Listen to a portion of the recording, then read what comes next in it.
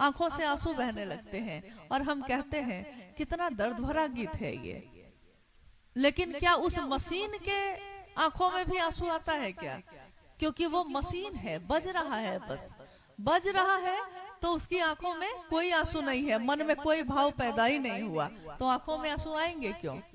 देखिए, ये तीनों सूत्र हम कर भी ले, शिव को गुरु बना भी ले, लेकिन ये मन तक पहुंचेगा ही नहीं अगर, तो यही होगा कि बाहर बाहर ही सब चलता रह जाएगा, तो भाव पैदा होगा ही नहीं। इसके लिए जरूरी है कि हम शिव से दया, पहला सूत्र जो है जरूर करें, शिव से दया मांगे और ये सोचकर मांगे कि हमको आए या ना आए, लेकिन महादेव हम पे दया कर देना। भाव ही शामिल ना हो तो रिश्ते भी खत्म हो जाते हैं। बहुत सुंदर रिश्ता है मेरा आपका, लेकिन भाव सो गए, अब आप कहाँ और हम कहाँ। यही बात बार बार साहब ने अपनी चर्चाओं में कही, अपनी बात में कही कि ट्रेन वाली दोस्ती मत रखना। अभी हम लोग इस यात्रा में आए हैं तो हम लोग खूब मिल रहे हैं, कुछ गुरु भाई गुरुबान खूब हम लोग के साथ चल रहे हैं, हम लोग लौटेंगे और वो भी अपने घर को लौट जाएंगे शायद, क्या पता उनको याद होगा कि नहीं कि इसके बाद भी शिव मेरे गुरु हैं, मेरे भी और उनके भी। और हमारे आपके ऊपर इसकी बहुत जिम्मेदारी है कि हम सब अपने जगत के रिश्तों के लिए कुछ ना कुछ करते हैं, लेकिन अपने गुरु शिव के लिए हम क्या करते हैं?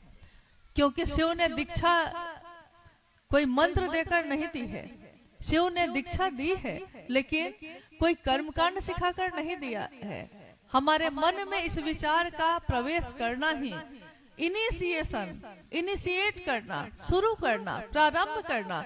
जैसे ही हम प्रारंभ करते हैं हमारे मन में दीक्षा प्रारंभ हो जाती है, और जब दीक्षा होगी तो गुरु दक्षिणा भी होगी। और शिव है निराकार, तो हम उनको देंगे क्या? सामान उनको चाहिए नहीं, लेकर वो करेंगे क्या? सब कुछ त्याग के बैठा है वो, क्या वो करेगा लेकर चढ़ावा? सब कुछ त्याग के बैठा है वो। तीनों लोगों की संपत्ति लोगों में बांटने वाला शिव सब त्याग के बैठा है, हम क्या दे सकेंगे उसको? ये आंसू भी उसके, ये बातें भी उसकी, ये धरती भी उसकी, ये हवा भी उसकी, ये अग्नि भी उसकी, ये जल भी उसका, ये आकाश, ये सृष्टि का कण कण भी उसका, हम भी उसके, तो हम उसको देंगे क्या? लेकिन हमारे मन को उसने भाव दिया है, भाव सत्ता है वो। हम अपने मन का कुछ भाव तो दे सकते हैं महादेव को, थोड़ा सा भाव तो दे सकते हैं, और कुछ तो वो मांगते नहीं, और कुछ उनको चाहिए नहीं। तो ये तीनों सूत्र करिएगा इसके लिए कि शिव मेरे हो जाए, और इसके लिए भी कि दूसरों को पहुंचाने में हम खुद भी पहुंच जाएं। अपनों की चिंता हमको सताती है और अपनी यात्रा विस्मृत हो जाती है। अपनों की चिंता सताती है मतलब मेरे घर के लोग ठीक रहे, मेरा पति ठीक रहे, मेरा बच्चा ठीक रहे, मेरे माँ बाप ठीक रहे, मेरी पत्नी सुखी रहे, सबकी चिंता सताती है। सारे लोगों की तरफ देखते हैं लेकिन नहीं देखते जीवन भर, तो अपनी तरफ नहीं देखते। मेरी क्या यात्रा है, मेरा जन्म क्यों हुआ, मैं इस धरती पे क्यों आई, महादेव ने मुझको क्यों जन्म दिया, और जन्म दिया है तो कुछ कारण होगा, कोई तो कारण होगा। आखिर केरल की इस धरती पे हम लोग आज क्या कर रहे हैं, आखिर यहाँ से दूर जाकर भी हम लोग क्या करेंगे, कोई तो कारण होगा। इंसान का जन्म ऐसे ही तो नहीं मिल गया है हमको, एक जानवर की तरह जीवन बिताने के लिए तो जानवर होना ही काफी था। इंसान क्यों बने, क्योंकि इंसान में ही एकमात्र संभावना होती है शिव बनने की। एक बिया है उसके मन में, सारे संबंधों का बिया है, सारे संबंधों का।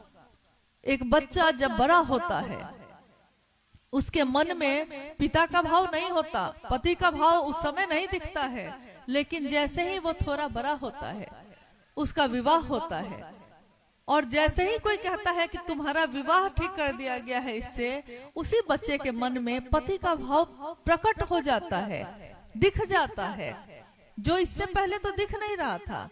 वो बच्चा से जवान हो गया, ये पति का भाव कहाँ सोया था उसके मन में, बिया था, लेकिन जैसे ही सामने पत्नी के रूप में कोई सत्ता आई है उसके मन में पति का भाव प्रकट हो गया। अब उसका विवाह हुआ है, कितने रिश्ते जुड़े हैं, जिस रिश्ते में जुड़ा है वो उसी रिश्ते का भाव प्रकट होने लगा है। पैदा हुआ था अकेला, लेकिन उसी अकेले दिल में, उसी अकेले मन में कितने भाव छिपे थे उसको खुद भी पता नहीं होता। जैसे ही सामने वो सत्ता आती है भाव प्रकट हो जाते हैं। इससे पहले ये भाव कहाँ था? लेकिन शिव को गुरु बना के हमारा शिष्य भाव क्यों नहीं प्रकट होता? क्योंकि हमारे मन को अभ्यास नहीं है। हमारे मन को अभ्यास नहीं है कि महादेव की तरफ देखें। साहब हरिंद्रानंद जी का ये संदेश, आओ चले शिव की ओर, ये मात्र एक संदेश नहीं है। जिस दिन उन्होंने पहली बार ये बात कही थी रांची में, उन्होंने कहा था कि ये मेरे दिल की आवाज है, ये दर्द है, ये एहसास है, ये पुकार है। सुदूर वन प्रांतों से आती हुई एक आवाज, एक पुकार है जो कहती है कि शिव एक दिन जीव बना था। एक शिव जहां दुनिया नहीं बनी थी, सृष्टि नहीं बनी थी, शिव ने इच्छा की, एको हम बहुत श्याम, मैं एक से अनेक हो जाऊं। और शिव की इच्छा में इतना बल है, इतना बल है, शिवेच्छा बलियसी, उस शिव की इच्छा में इतना बल है कि उसने सोचा है और सृष्टि बनी है। ऐसी कितनी सृष्टि होगी हमको पता भी नहीं। शिव की इच्छा में इतना बल है, और उसी इच्छा में अगर हमारा आपका मन भी मिल जाए तो हमारी इच्छा में भी उतना ही बल है। लेकिन हम अपनी ताकत को समझते नहीं, क्योंकि हम शिष्य भाव से उस शिव से मिलते नहीं। हम बोलते हैं हम शिव के शिष्य हैं, लेकिन आप खुद में सोचिएगा, मैं भी अपने जीवन में सोचती हूँ और सोचूंगी हमेशा, आप भी अपने जीवन में सोचिएगा कि हम बोलते हैं हे शिव आप मेरे गुरु हैं, लेकिन क्या मेरा मन बेचैन होता है कि शिव की बात नहीं होती? क्या मेरा मन वैसे बेचैन होता है कि जैसे मेरा व्यापार यहाँ हो रहा है तो और भी हो जाता, वहां भी हम कर लेते, वहां भी कर लेते, वहां भी कर लेते। इसके लिए हम दिन रात दौड़े जा रहे हैं, एक अंधी दौड़ है जो खत्म ही नहीं होती। कितनी चीज चाहिए हमको? एक छत, कपड़े, भोजन, इससे ज्यादा भी चाहिए। इससे ज्यादा लेकर करते क्या है हम? अंत जब होता है, जिस दिन मौत होती है, ये सारी चीजें बांट दी जाती हैं दूसरों में। तो ये जमा करके भी हम क्या करेंगे? बहुत जमा कर भी लिया तो क्या पा लेंगे? एक बार साहब ने कहा कि किसी को लगता है कि मेरे पास बहुत धन है, क्या उसने सोचा है कितना है? क्या कुबेर से भी ज्यादा है? कितना है? उसकी एक सीमा है। जैसे ही भारत देश में हम रहते हैं, यहाँ पे नोट चलता है, भारत देश से दूसरे देश में चले जाइए, कितने भी नोट आपके बैग में हो, लेकिन दूसरे देश में जाते हैं तो उस नोट का उपयोग कर पाते हैं? वो नोट नहीं चलेगा, आपको बदलना पड़ेगा। एक सीमा के बाद वो चीजें खत्म हो जाती हैं। तो वैसे ही इस संसार तक ही इसकी चमक है, दमक है, लेकिन उसके बाद तो कुछ भी नहीं है। तो जितनी जरूरत है उतना जरूर कमाइए और अच्छा जीवन जिए। और शिव की बात करने वाले का जीवन ऐसे भी बहुत सुंदर होता है, अच्छा होता है, क्योंकि शिव ये सिखाते हैं कि सबसे जरूरी है सुखी होना। मन सुखी होता है हमारा, जीवन में सामान से हमारा सुख नहीं होता। न्यूनतम व्यवस्था में रहने की सीख देते हैं शिव। चट्टानों पे बैठे हैं, व्याघ चर्म लपेटे हुए, चिता का भस्म लपेटे हुए शिव की तस्वीर दिखती है। वो सिखाती है कि ये क्षणभंगुर जीवन के लिए हम कितना कुछ सोचते हैं। 70-80 साल के जीवन के लिए बेचैन हैं, भागे जा रहे हैं, लेकिन हजारों वर्ष की जो यात्रा है इस जीवात्मा की, जो आज इस शरीर में है, आगे पता नहीं कहाँ जाएगी, और इससे पहले भी पता नहीं कहाँ थी। उसकी कोई सोच नहीं है, उसके लिए कुछ सोच नहीं रहे हैं, और धरती के रिश्तों के लिए मरे जा रहे हैं। करिए जरूर, ये भी महादेव की दया है कि परिवार है, बच्चा है, संपत्ति है, लोग हैं, करिए। लेकिन सबके लिए करते करते महादेव को न भूल जाए हम। महादेव ने दिया ही दिया है, अगर वो ना देता तो आज हम आप कहाँ होते? महादेव ने दिया ही दिया है। महादेव की दुनिया में हम आप रहते हैं, लेकिन हमारी दुनिया में वो महादेव कहाँ रहता है? कितनी देर रहता है? कितनी देर ठहरता है? शिव की दुनिया में हम रहते हैं। शिव मेरी दुनिया में कितनी देर रहता है? मेरी दुनिया में और सारी चीजें रहती हैं, शिव थोड़ी देर के लिए रहता है, इससे ज्यादा नहीं। तो आज का ये जो कार्यक्रम है, कोई जिज्ञासा भी है क्या? यहाँ जिज्ञासा भी है? अच्छा, मुझे लगा शायद यहाँ जिज्ञासा नहीं होगी, लेकिन कुछ क्वेश्चंस, कुछ जिज्ञासा आई है। आइए हम लोग उस पर बात कर लेते हैं। समय की भी बाध्यता है। मैंने अभी कहा हर चीज की एक सीमा है, उसके बाद वो सीमा खत्म हो जाती है, फिर आप भी चले जाएंगे, हम भी चले जाएंगे।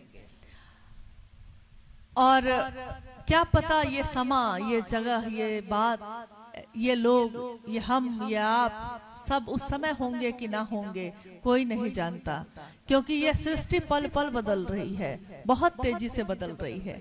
और इस सृष्टि के साथ सारी चीजें बदल रही हैं, हर क्षण बदल रही हैं। इतनी तेजी से बदलती सृष्टि में हमारा मन शिव को याद किए रह जाए, ये मामूली बात नहीं है। आइए हम किसी जिज्ञासा पे भी बात कर लेते हैं। जी, स्थानीय गुरु भाई गुरु बहनों की जिज्ञासा है, कल्याण मूर्ति शिव को अपना गुरु कैसे समझें? कृपया बताने की कृपा कीजिए। कल्याण मूर्ति शिव को अपना गुरु समझने का कैसे करें, कैसे समझें कि वो मेरे अपने गुरु हैं? हाँ, देखिए अभी हम लोगों ने इसी पे बात की। कल्याण यानी शुभ हो हमारा, कल्याण हो हमारा, वो शिव कल्याण की मूर्ति है। और कल्याण की मूर्ति शिव जब है ही, तो जिज्ञासा यही है कि तब उनको अपना गुरु कैसे समझे।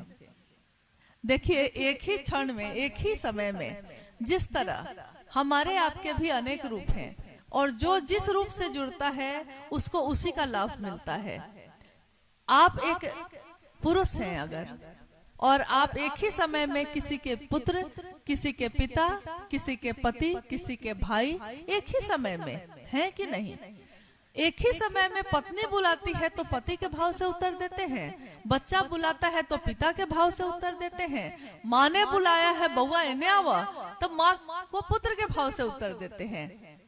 एक ही समय में हम कहते हैं आवता नहीं माई, एक ही समय में कहते हैं हाँ कहो क्या कहती हो, एक ही समय में कहते हैं हाँ बेटा बोलो तुम भी बोलो। देखिए एक ही समय में, एक ही समय में एक मतलब पुरुष या स्त्री, एक जीव के अंदर जिस तरह अनेक सत्ताएं हैं, और जो जिस सत्ता से जुड़ता है, आपके जिस रूप से जुड़ा है, आप उसी रूप का लाभ उसको देते हैं उसी समय। ठीक वैसे कल्याण की मूर्ति शिव, सुंदर मूर्ति शिव, विश्व मूर्ति शिव, करुणावतारम शिव, जगत गुरु शिव। शिव के अनेक रूप हैं। इस जगत के लोग जिस भी रूप से उनसे जुड़े, शिव ने उसी रूप का परिणाम उनको वापस दिया। तो जब हम शिष्य भाव से जुड़ेंगे तो वो हमको ज्ञान देंगे। अब हम कहेंगे कि ज्ञान मतलब क्या? क्या जो शास्त्र है, क्या जो किताबें हैं, या पुराण है, या वेद है? जब पुराण भी नहीं था, जब वेद भी नहीं लिखे गए थे, शिव तो उससे भी परे की सत्ता है। यानी शिव ज्ञान देते हैं तो शास्त्र आरेखित होते हैं, तो शास्त्र लिखे जाते हैं। शिव ज्ञान देते हैं तब किसी के मन में उनका ज्ञान उतरता है। आज साहब हरिंदानंद जी का नाम लेते हैं हम। शिव शिष्यता की बात जब भी इस दुनिया में आज हो रही है, या आने वाले मनमंत्रों तक होती रहेगी, जिसने शिव के शिष्य के रूप में जुड़ने का आवाहन किया है, जिसने कहा है कि हाँ तुम्हारे गुरु भी शिव हो सकते हैं, उन साहब श्री हरिंदानंद जी का नाम भी शिव की शिष्यता की मूल धारा के साथ हजारों वर्षों तक चलती रहेगी। हम न होंगे, आप न होंगे, आने वाले लोग होंगे, और सुंदर शिव की बात करने वाले होंगे, और सुंदर शिव की बात सुनने वाले लोग होंगे। ये सिलसिला खत्म नहीं होगा। क्या ज्ञान देंगे वो? शिव ज्ञान ना दे तो हम एक कदम चल ना सके। शिव ज्ञान ना दे तो हमारा दिल धड़कता है, लेकिन हमारा दिमाग जो अगले पल सोचेगा, मेरा दिमाग है, मेरे ही शरीर में रहता है, अगले पल क्या सोचेगा हम नहीं जानते।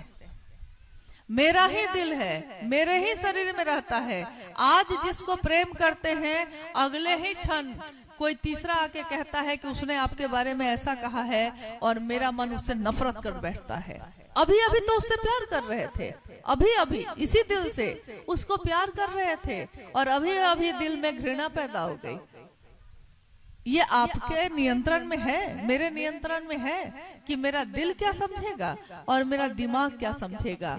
यानी हमारे ही नहीं, करोड़ों लाखों हजारों करोड़ लोगों के रूप में जितनी भी जीवात्माएं हैं वो संचारित हैं कहीं और से, उनका नियंत्रण है कहीं और। हम कहते भले हैं कि हम हैं और आप हैं, तो कल्याण रूप तो वो हैं, लेकिन शिष्य बनकर अगर हमारा मन उनसे ज्ञान ले सकता है तो ये सबसे सुंदर रास्ता है। और एक बात और है, शिव से भक्ति मार्ग से जुड़ना बड़ा कठिन है, क्योंकि मंत्र का जप करना होगा। अभी मंत्र का जप करने बैठते हैं, मन जैसे ही आंखें बंद की हैं, मंत्र का जप शुरू किया है कि मन कहीं और भटक कर चला गया, तो तुरंत मन हट गया मंत्र से। अब मंत्र में हर देवता का वास होता है, जिसका मंत्र है उस देवता का उसमें चैतन्य है, वास है। तो मेरा मन जब उस मंत्र में टिक ही नहीं रहा है, तो उस देवता से या उस देवी से, भगवती से या स्वयं शिव से हमारा मन जब टिकता ही नहीं है, तो हम उनसे सानिध्य प्राप्त करेंगे कैसे, हम मिलेंगे कैसे। लेकिन ये 3 सूत्र साहब के जीवन के घटित घटनाओं के का निचोड़ है। ये तीनों हमारे मन को एक अद्भुत ध्यान की विधि में ले जाता है। अभी जो हम बात कर रहे हैं, अगर मेरा मन पूरी तरह शिव के ध्यान में ना हो तो मैं आपसे ना बात कर सकूं, आप मुझसे ना बात कर सकिए, मैं आपकी बात नहीं सुन सकती हूं, आप भी मेरी बात नहीं सुन सकते। कितनी भी अच्छी बात यहाँ से हो रही हो, अगर आपका मन यहाँ एकाग्र नहीं होगा, आपके मन में यह बात जा पाएगी, प्रवेश करेगी। कितनी बार आपने देखा होगा कि हम लोग 2 आदमी बैठ के बात कर रहे हैं और अचानक हम देख रहे हैं उसी की तरफ, वो बोल रहा है मुझसे अपनी बात, और थोड़ी देर बाद हम कहते हैं उसको कि क्या बोल रहे थे अभी। सामने वाला व्यक्ति बुरा मान जाता है, उसको लगता है कि अभी तो बोले हैं आपको, तो हम उसको कहते हैं अरे मेरा मन कहीं चला गया था, मेरा ध्यान कहीं चला गया था। यानी शरीर में सामने रह के भी अगर मन कहीं और चला जाए तो कोई भी अच्छी से अच्छी चीज हो प्रवेश नहीं करेगी। इसलिए मन का वहां रहना बहुत जरूरी है।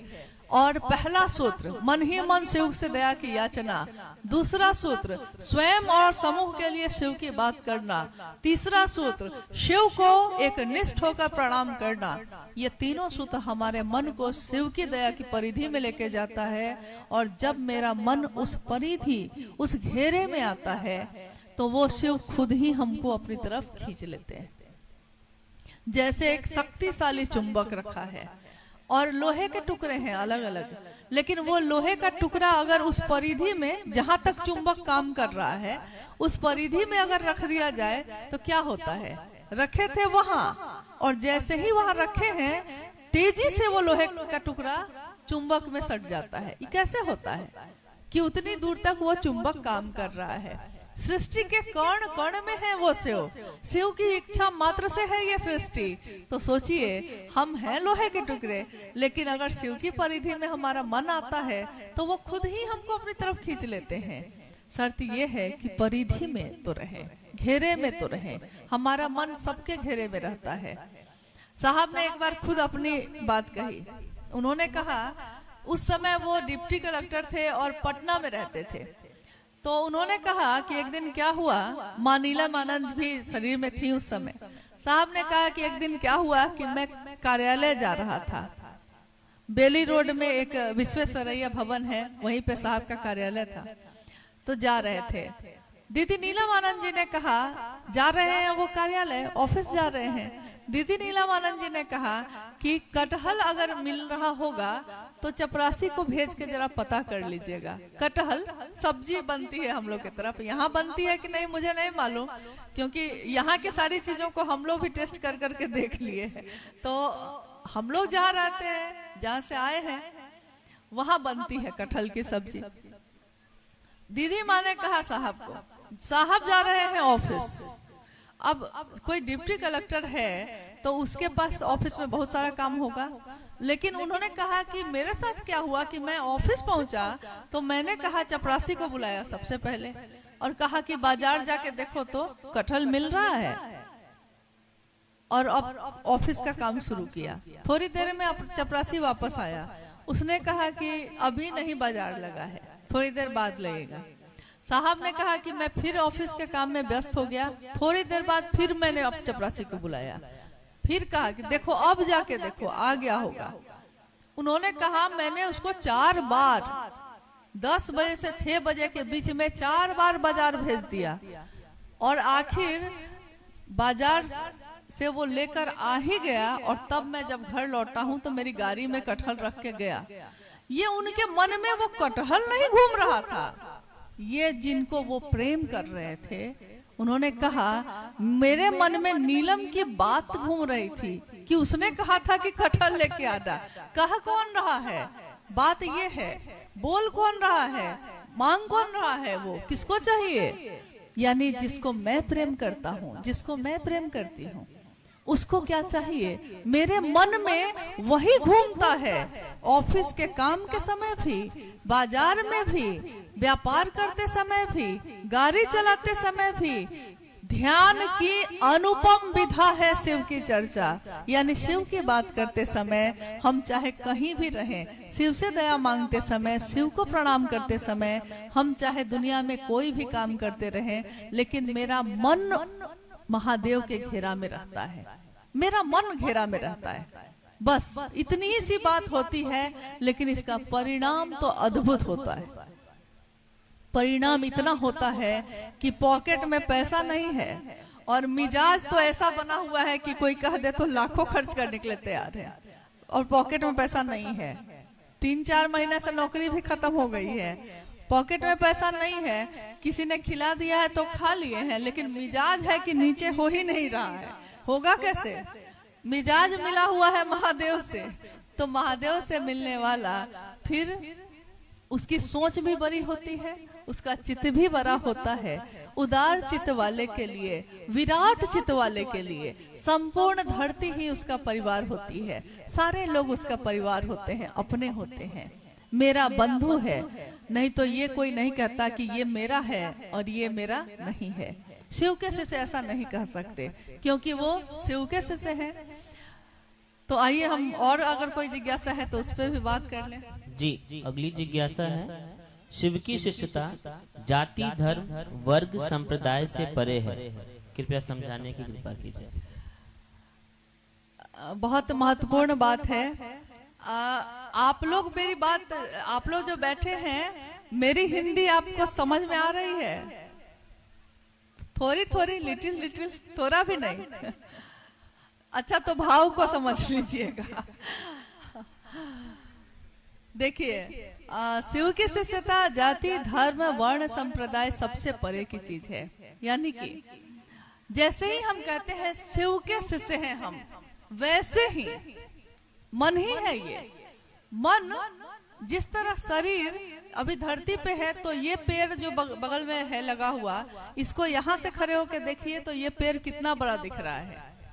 लेकिन कोई बगल में 3 मंजिल का घर होगा, उस 3 मंजिल के घर पे चले जाइए और वहां से इस पेड़ को देखिए, हो सकता है आपको अपने आंखों से नीचे दिखाई देगा। ये इसकी चोटी आपके आंखों के नीचे हो जाएगी। शरीर से आप थोड़ा सा ऊपर गए हैं, तो धरती की चीजें धीरे धीरे छोटी होती जा रही हैं, लुप्त होती जा रही हैं, गायब होती जा रही हैं। हवाई जहाज से सफर कर लीजिए, हवाई जहाज में बैठे हैं तब तक सब कुछ दिख रहा है, जैसे ही वो टेक ऑफ करेगा, जैसे ही हवा में जाता है, धीरे धीरे नीचे की चीजें दिखनी बंद हो जाती हैं। फिर चारों तरफ नीचे, बादल तक नीचे दिखाई दे रहा है, यानी नीचे की चीजें दिखनी अब बंद हो गई हैं। आपका शरीर अब ऊपर है। अगर मन को वैसे ले जाएं तब क्या होगा? मन को जब तक नीचे रखे हुए हैं, तब तक हमारा मन इन चीजों को पकड़ता है कि ये जो 4 आदमी है ना, ये मेरी जाति का है, वो जो है मेरी धर्म का है, हमको उसके साथ रहना है, हमको उसके साथ रहना है। लेकिन जैसे ही हम कहते हैं शिव, महादेव, अब महादेव के तो राक्षस भी हैं, महादेव के तो देवता भी हैं, महादेव के तो गंधर्व और सारी शरीरी अशरीरी सत्ताएं भी हैं, महादेव के तो सब हैं। तो जो महादेव का गण होगा, जो महादेव का आदमी होगा, जो महादेव का शिष्य होगा, क्योंकि शिष्य तो जो गुरु बोलेंगे वही करेगा। कोई शिष्य अपने गुरु के आदेश पे ही चलता है। शिष्य शब्द का अर्थ ही होता है यही।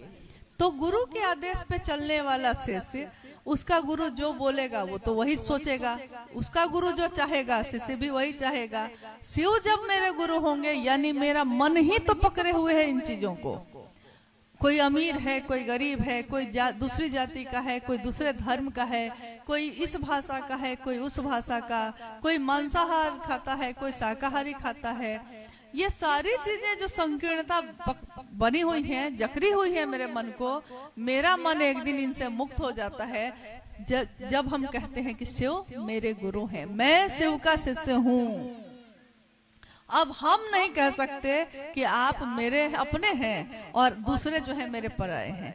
मेरे लिए तो अब सब अपने हैं, क्योंकि शिव के लिए सब अपने हैं, तो मेरे गुरु के लिए अपने हैं, तो मेरे भी अपने हैं। ये जातियां हमने बनाई हैं, शिव ने नहीं बनाई।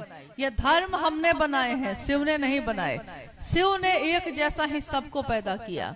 शिव ने ही प्रकृति बनाई, इंसान बनाए, जीव जंतु बनाए, कितनी चीजें बनी, सारे शिव की इच्छा का प्रतिफल है। शिव ने कोई भेद नहीं किया, भेद हम लोगों ने किया। एक बच्चा जब पैदा होता है उसको मालूम भी नहीं होता, लेकिन हम उसके दिमाग में डालते हैं किससे बात करो, किससे नहीं बात करो, हम कहते हैं। वो नहीं जानता, वो तो पवित्र होकर ही पैदा हुआ था, निर्दोषी था, निष्कलंक था, लेकिन हम ही उसके जीवन में ये जो जहर हवा में फैला है, उस जहर को उसके जीवन में डालते हैं। डालना था शिव के प्रेम को, डाल दिया है जहर को। तो एक दिन जैसे ही शिव जीव बना है, जीव भी तो एक दिन शिव बनेगा। कोई नीचे से पहाड़ पे चढ़ा है, शिखर पे गया है, तो वो शिखर से फिर चलना चाहेगा तो कहाँ जाएगा? अगर कोई चोटी पे चला गया है और फिर चलना चाहता है तो वो उतरेगा, क्योंकि अब शिखर से चलने के लिए तो उसको नीचे उतरना होगा। तो एक दिन शिव जीव बना और अब जीव शिव बनने की प्रक्रिया में है। तो हम चलते हैं और कहते हैं कि शिव मेरे हैं, तो इनसे कोई फर्क नहीं पड़ता कि कौन क्या है, हमको याद भी नहीं आता। और आपको भी, आपकी भी अनुभूति यही होगी कि जब भी आपने महादेव की बात की होगी, एक जगह बैठे होंगे तो एक थाली में ही खाया होगा, एक गिलास में, एक बोतल में ही सबने पानी पी लिया होगा।